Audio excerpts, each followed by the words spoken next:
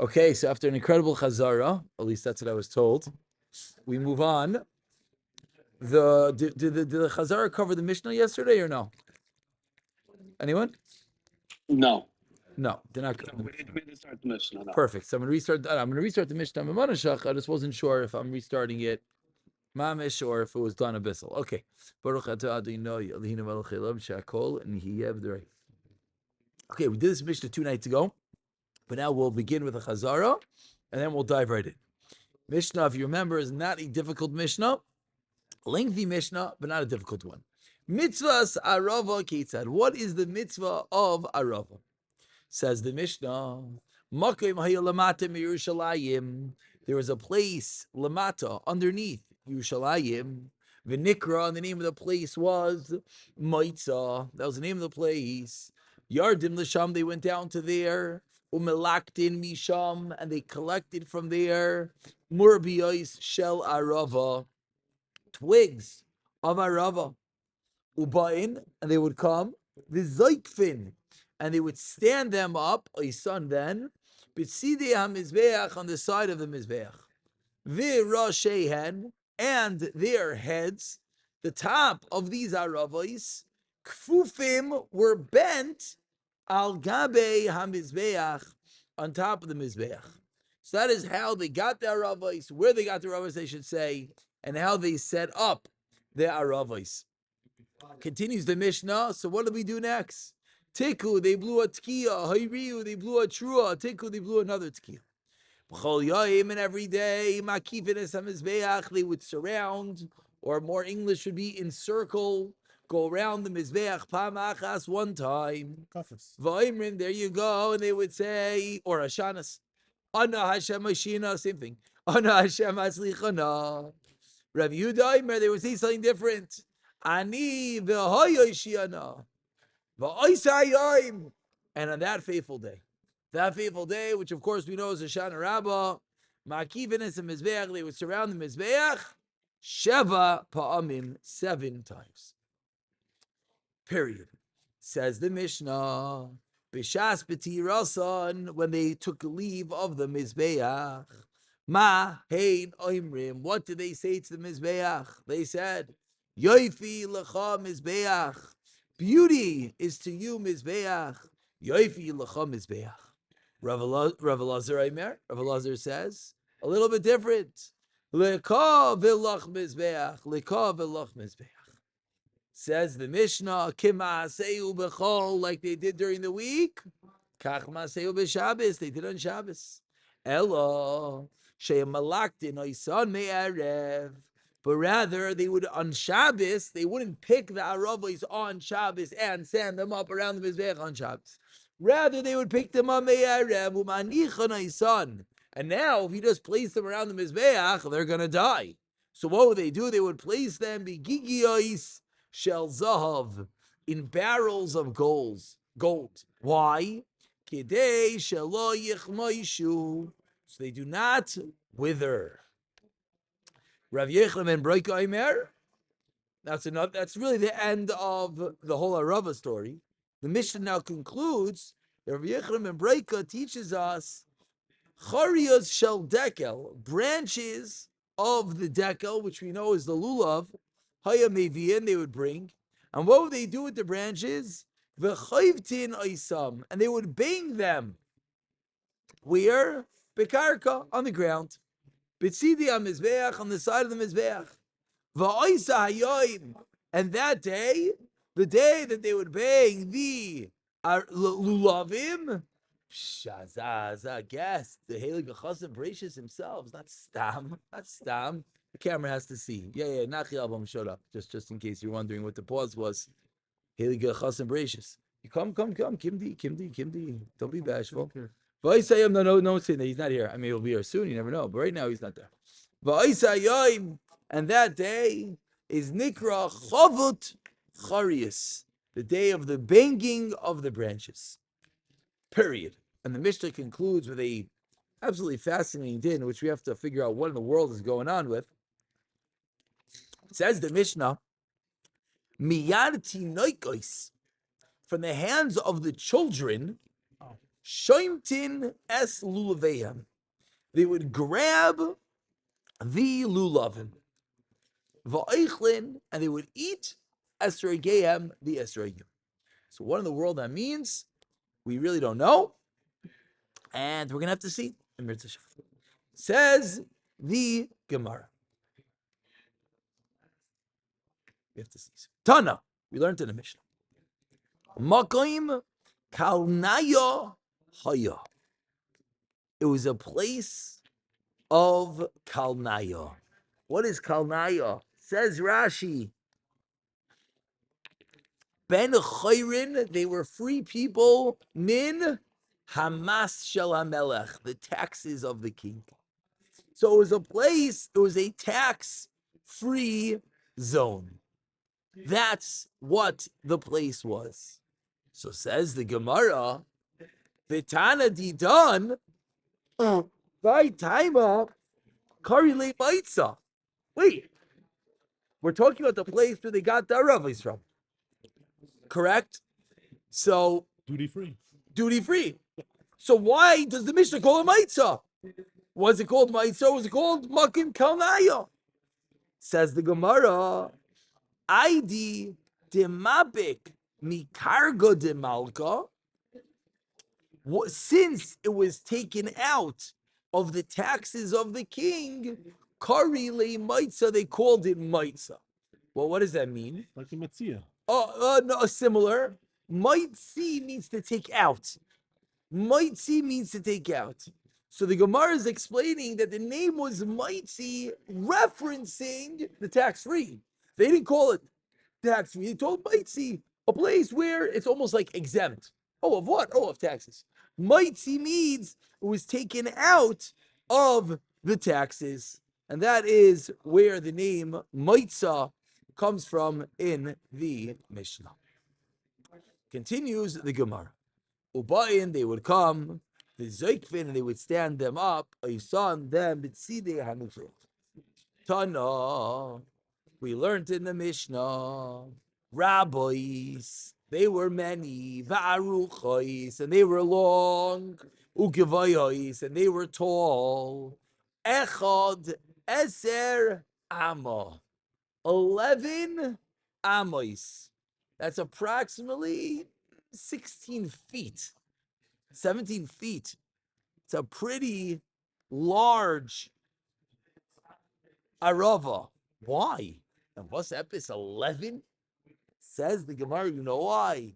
Kidei, so that Sheyehu was able to goichos al hamizbeach amma. Literally, it would stretch over the Mizbeach 1 amma. The Mizbeach was 10 amos tall, which, parenthetically, the Mizbeach was a massive, massive structure. 10 amos is about 15 feet. These ceilings are 22 feet, if you want to give you perspective, okay? So the top of the windows, I would say, are about 18 feet. So the top of the Mizbeach was 3 feet underneath that. That's pretty incredibly tall. That's what 15 feet. Like, yeah, 15 feet, no big deal. 15 feet is very, very tall. The Aravais were 17 feet, 16 and a half feet, 11 amos. That's that guy wins the award when he comes in on the Shana Rabbah. We think, oh, yeah, guy, he's a big Arava. No. 11 amos. Mayridik. Amar Mireimar Mishom Mar Zutra. Says Mireimar, the name Mar Zutra. Shema Mina. We learn from here. Al Yisoid Manach Lu. That they placed the Aravos not on the ground, but rather Al Yisoid, on the foundation of the Mizbeach. Why? Because if you're going to tell me they placed it on the ground, let us see. Now we're going to do a little bit of math, figuring out how tall really was the Mizbeach. And I might have just sold you the Brooklyn Bridge. I told you, as the Gemara said, this is 11, and it's 1 amma on top of the Mizbeach. So we assume, the Mizbeach's 10. Says the Gemara, slow down. Let's figure this out. Bechti. Allah amma. The Mizbeach went up an amma. Vikonas amma. And it went in an amma. Zehu Yisoid, that is the Yisoid. So the foundation of the Mizbeach was it went up an amma, then you go in an amma. Next, Allah Chamish. You go up 5 ammas. Vikonas, and you go in amma and amma. Zehu Soiviv. That is the area of the Mizbeach called this Soiviv.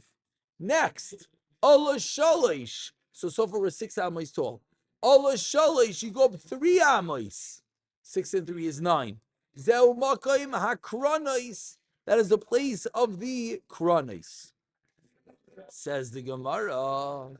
So Goichais Al Gabe HaMizbeach Hechi Mishkachas Lo. How is it possible? So who understands the Gemara's kasha? How tall was the Mizbeach? Says the Gemara. 1, 5, and 3. So what's that in English? 9. Wait, didn't we just say that our Ravis are 11? So what's the problem? It's supposed to be 10. No. The problem, the way the Gemara spells it as, how could it be that it's the top of the Mizbeach? So let's go back. Go back up. Let's say it again. Allah Amma. Vikonas Amma. Allah Chamish. Vikonas.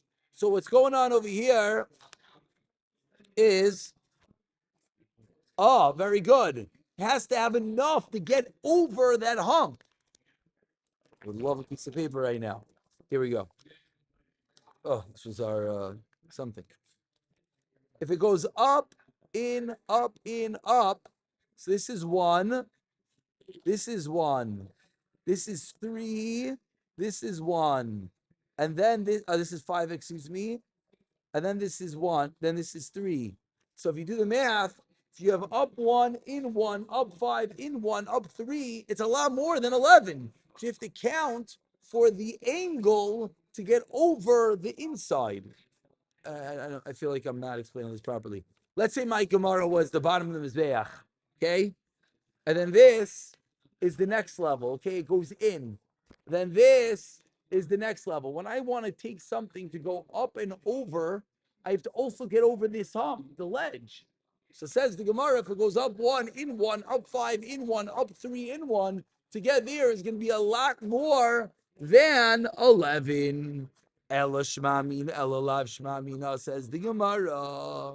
Ayisoid manaklahu. Must be they placed it on that first step, on the yisoid, on the base. Shma, mi, na. That is the raya, period. So, how tall really was the Mizbeach? 9. But when you account for all elevations, then you have... Okay, we'll do pictures another time. When you count for all the elevations, then you need to have it 11. Amazing. Let's continue. Good, are we clear? Anytime we get into anytime we get into math, I always get nervous. Well, it's not really hard math. This one was easy. Okay. Amar Rav Avua. What do you say? Big Rashi over here. This is a massive Rashi over here. Yes. Amar Rav Avua. Rashi actually does how all the math works out. Amar Rav Avua. My Qura'ah. What's the pasuk? Says Rav Avua. Meaning, we're learning that they have these 11 Amma Aravais. Why? Because they extend and go over the Mizbeach. What's the Makar? Where do you know this from? Shenemar, says the Gemara, very famous pasuk. Isru Chag be'avoisim ad karnois hamizbeach. Now it's a little bit of a play on words. Isru Chag be'avoisim ad karnois hamizbeach. So let's look at Rashi. Rashi, 2 lines from the bottom. Isru Chag ba'avoisim. Bi'ilonois, with trees. Kimai, like we find, ubein avoisim haisa tzmarasai. So Rashi's proving us that the word avoisim can mean trees. It doesn't usually mean that. But the Gemara is saying ba'avoisim means trees from a pasuk in Yecheskel. And Rashi continues, bitzad shaloi, on its side, asru. Now, asru usually means to bind. That's the way art school would translate it, but that's not how the Gemara is translating. Rashi continues, kimoi heikifu, surround, kimoi, isru lagefen yisasu yisra. So Rashi is basically telling us that the makar of the Gemara is if you were to open up Tehillim, actually let's if you were to open up a Tehillim, you would not find this as the translation. If you open up a Tehillim, Kuf Yud Ches, where is it? 27. If you open up Tehillim, let's see if we're right. Kuf Yud Ches, 27. Isru Chag. Isru, the translation is to bind. Chag, the Yom Tif. Be'avoisim, with cords, with ropes. Ad karnes and mizbeach. It's an owl, yes. To bind with ropes that's on the mizbeach. So what does that show us? That you put a ravos on the side of the mizbeach. So Rashi's telling you that the word be'avoisim could mean a tree, and the word isru could mean surround. That's not the normal way of translating it, but that's how the Gemara is translating it. So the makar that you surround the mizbeach with aravos is isru, surround, chag on yontif, be'avoisim, with a tree, with aravos, ad until the karnais, the horns of the mizbeach, an inventive drasha of the Gemara. Amar Rav Avuah. Let's go continue one last shtickle. Amar Rav Elazar. Kol hanoitel lulav be'agudai. Anyone who takes a lulav in its binding, ve'hadas, and a hadas be'avalisai, literally means in its what? Ava means thick. But ba'avaisa was a word that we saw that meant we take the plated, I think is the art school word. When you take the three leaves meet together. So Gemara is saying if you take a lulav together with the kosher hadas, ma lo lo ba'akasav, you know what the Torah considers it? Ke'ilu, it's as if bana mizbeach, you built the mizbeach, vehikru, a love carbon, you brought a sacrifice. Shenemar isru chag ba'avoisim ad karnois mizbeach. So how do we see that in this pasuk? Look at Rashi. Now we're darshaning isru to mean to tie, like the literal isru means to tie. So what do we tie? The lulav. Be'avoisim. So now we're translating that as avos, as we've had that hadas is avos, means it has three leaves. Shel gimel badim. So another fascinating drasha of isru chag ba'avoisim ad karnois ha mizbeach. I don't know where we got this from. Huh? Oh, you know. Let's just go one more gishmak line. It's just another gishmak izach. Omer Rav Yir Mishum Rav Yishim Rav Yechai. Rav Yechlan Mishum Rav Shimon Hamechuzi. Mishum Rav Yechlan Hamekusi. Those are all names. Kol ha'isa, anyone who makes isur l'chag, a binding to the yontif. What does that mean? If you connect yourself to the yontif with what? You bind yourself. Be'achilu, with eating, ushtiya, with drinking. Ma'alav akaza kilubanim mizbeach, behikriv alav karban shenemar. Isru chag, tie yourself to the yontif. Be'avoisim. And now we're translating avoisim as in fat animals. Ad karnois hamizbeach. So three mayridik drashas. What we do with Isru chag with karnois hamizbeach. Let's stop by Chizkiah. And now we have for Shabbos, we have a tall order for Shabbos, Rabavi. We have from the Kamashiroi on Memdalad on the base, Kamashiroi all the way until Amar Chizkiah. A good blot this week. Baruch Hashem, a good blot this week. Shol Chazer B'siyata V'Shmaya.